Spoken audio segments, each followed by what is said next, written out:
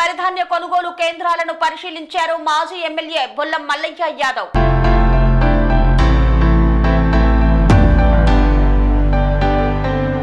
సూర్యాపేట జిల్లా కోదాడ మండలంలోని వడ్ల కొనుగోలు కేంద్రాన్ని సందర్శించిన కోదాడ మాజీ ఎమ్మెల్యే బీఆర్ఎస్ పార్టీ నియోజకవర్గ ఇన్ఛార్జ్ బొల్లం మల్లయ్య యాదవ్ అనంతరం రైతులతో కలిసి మల్లయ్య యాదవ్ మీడియాతో మాట్లాడారు.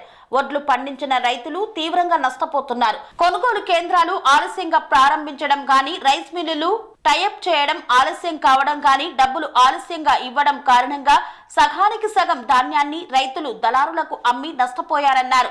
కాంగ్రెస్ ప్రభుత్వము సన్న వడ్లకు 0, దొడ్డు వడ్లకు గుండు 0 పెట్టిందన్నారు. 2300 మద్దతు ధర ఉంటే రైతులు 1900కే ధాన్యాన్ని అమ్ముకోవాల్సిన పరిస్థితి ఏర్పడిందన్నారు. 500 బోనస్ బోగస్ అయిపోయిందని తెలిపారు. దాదాపుగా ఈ సాగర్ కెనాల్ కింద పంటలేసి కోతలు మొదలయ్యి ఒక 10 రోజులు 15 రోజులు వచ్చింది. హడావుడిగా ప్రభుత్వం ధాన్యం అంతా కొనుగోలు చేస్తాం, చివరికి గింజ వరకు కొనుగోలు చేస్తాం, అందరికీ 500 రూపాయలు బోనస్ ఇస్తామని చెప్పేసి ఎన్నికలలో చెప్పి చివరికి వచ్చేటప్పటికి సన్నాలకు అనే పేరు మీద తప్పించుకునే ప్రయత్నం ఈ ప్రభుత్వం చేస్తాం.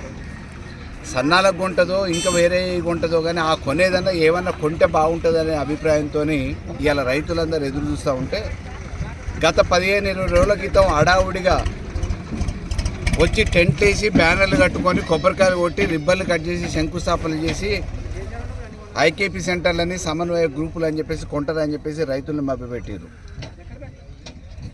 ఇప్పటికీ కాంగ్రెస్ నాయకులు ప్రజాప్రతినిధులు చివరి గింజ వరకు కొంటామని చెప్పేసి అభూత కల్పనలతోనే రైతులను ఇంకా మోసం చేసే ప్రయత్నం చేస్తున్నారు. చూడండి ఇలా ధాన్య ప్రాసులు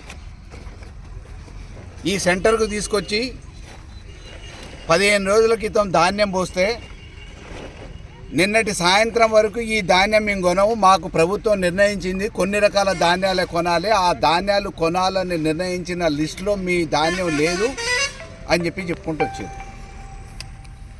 ఇవాళ 17% మాయిచర్ అనే పేరు మీద ఆరబోసుకొని వస్తేనే 17% మాయిచర్ ఉంటేనే తీసుకుంటామని చెప్పేసి రైతులు చెప్తూ ఉంటే పైన ఆకాశంలో మబ్బులు చూసి ఆరబోసుకోవడానికి పట్టాలు లేక నింపటానికి బస్తాలు ఇవ్వకపోతే దిక్కుదోచని పరిస్థితులలో మళ్ళీ ఆగమైపోతుందేమో, చేతికి వచ్చిన పంట కళ్ళాలకు వచ్చిన పంట అని చెప్పేసి ఆగమ్య గోచరమైన పరిస్థితులలో ఈరోజు దళారులకి ప్రైవేటు వ్యాపారులకి ప్రత్యక్షంగాను పరోక్షంగాను ఈ ప్రభుత్వం మేము ఎట్లా కొనం, బ్యానర్లు మాత్రం పెట్టుకున్నాం, కొబ్బరికాయలు మాత్రం కొట్టినాం, మీ ఇష్టం మీరు ఏమైనా చేసుకోరు అనే విధంగా దున్నపోతు మీద వర్షం పడ్డట్టు మౌనం వహిస్తూ ఉంటే ఈరోజు ప్రత్యామ్నాయంగా వచ్చిన పంటని పోగొట్టుకోలేక తడిసి ముద్దవుతుందేమో అనే ఆందోళనతోని వాతావరణం చూస్తే మబ్బులు పడుతూ ఉంటే దిక్కుచూస్తున్న పరిస్థితులలో రైతులు ఇవాళ దళారులకు అమ్ముకునే దుస్థితి ఈరోజు ఈ నియోజకవర్గంలో వచ్చింది.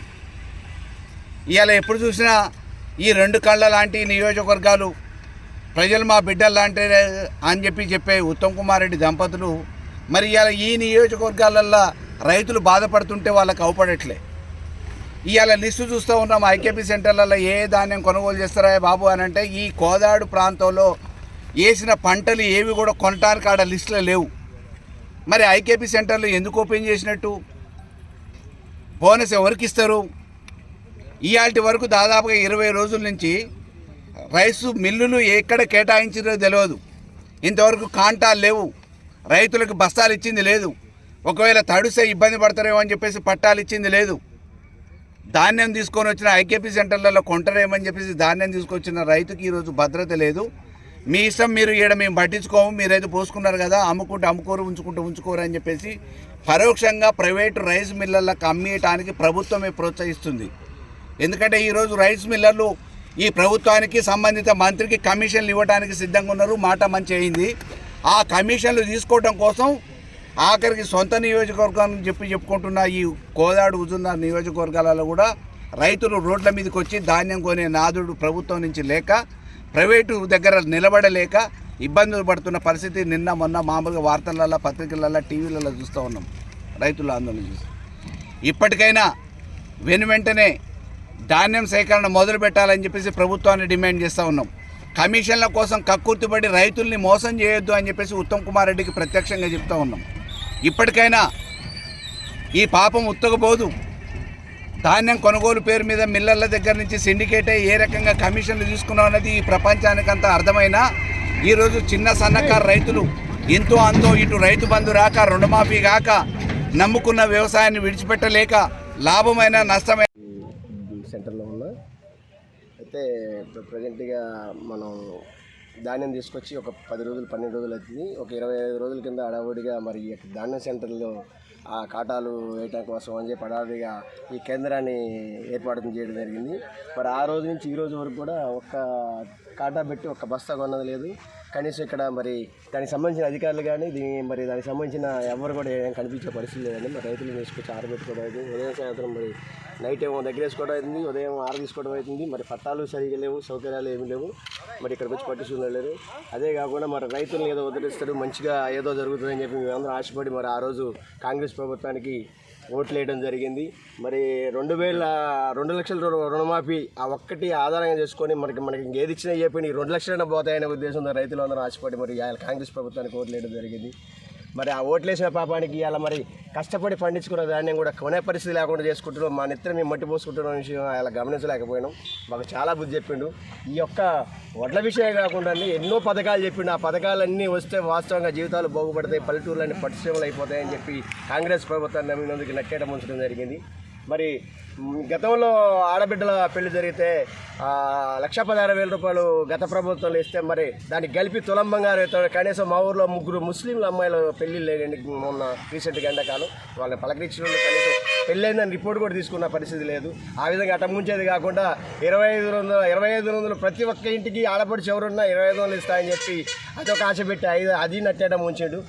అన్నీ ఆయన నమ్మినందుకు నట్టేయడం ముంచి రైతుల్ని చాలా అభాస్పాలు చేసిండు. గతంలో ఒక గర్భిణీ స్త్రీ ఉందంటే ఆ స్త్రీ ఎప్పుడైతే గర్భం దాల్చిన దగ్గర నుంచి 4 సార్లు నుంచి 5 సార్లు దాకా వెహికల్లో తీసుకుపోయి చెకప్లు చేసి మరి బిడ్డకు కావాల్సినవి అన్నీ కూడా తల్లి బిడ్డకు కావాల్సిన ఇంజక్షన్లు కానించి కిట్ కానించి మరి ఒక 3 నెలలకు సరిపోయిన కిట్ ఇచ్చి పంపించడం జరిగింది.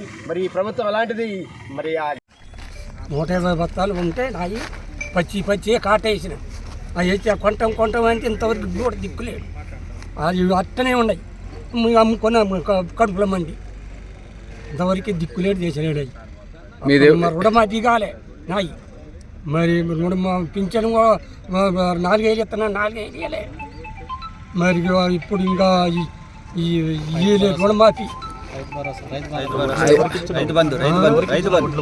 అంజిరెడ్డి గారికి వేసిన కాట మిల్లుకి ప్రైవేట్ గా మీరు ఐకేపీ కొనుగోలు కేంద్రాలు స్వామి బోధానంద గోసేవ ఆశ్రమం సైతాపూర్. జ్యోతిష్యం, వాస్తుశాస్త్రం మన పూర్వీకులు మనకిచ్చిన వరం. దుర్గాదేవి, కాలభైరవ ఉపాసనతో వాక్సిద్ధి పొందిన శ్రీ బోధానందగిరి స్వామివారు మీకు ఎలాంటి సమస్యలున్నా వాటిలో ముఖ్యంగా ధన నష్టం, ఆరోగ్య నష్టం, భార్యాభర్తల మధ్య గొడవలు, ప్రేమించుకున్న వారు దూరం అవడం, ఎన్ని సంబంధాలు వచ్చినా పెళ్లి ముడి పడకపోవడం, రోడ్డు ప్రమాదాలు, అప్పుల బాధలు, వ్యవసాయంలో నష్టాలు, పెద్దల మాట పిల్లలు వినకపోవడం, ఆరోగ్య శాంతి, గృహశాంతి, మనశ్శాంతి లేకపోవడం, ఇలాంటి సమస్యలు ఉన్నట్లయితే ఒక్కసారి స్వామీజీని కలవండి. మీ సమస్యలకు తగిన పరిష్కారాన్ని పొందండి. అంతేకాక అన్ని రకాల వ్యాధులకు గోపంచకవ్య మరియు మూలికా వైద్యం చేయబడును. నమ్మకంతో రండి, ఆయురారోగ్యాలతో వర్ధిల్లండి. మా అడ్రస్ స్వామి బోధానంద గోసేవ ఆశ్రమం, సైతాపూర్, వీరభద్రస్వామి గుడి దగ్గర, యాదగిరిగుట్ట. సంప్రదించవలసిన నెంబర్ 9849213754 మరియు 9618034138.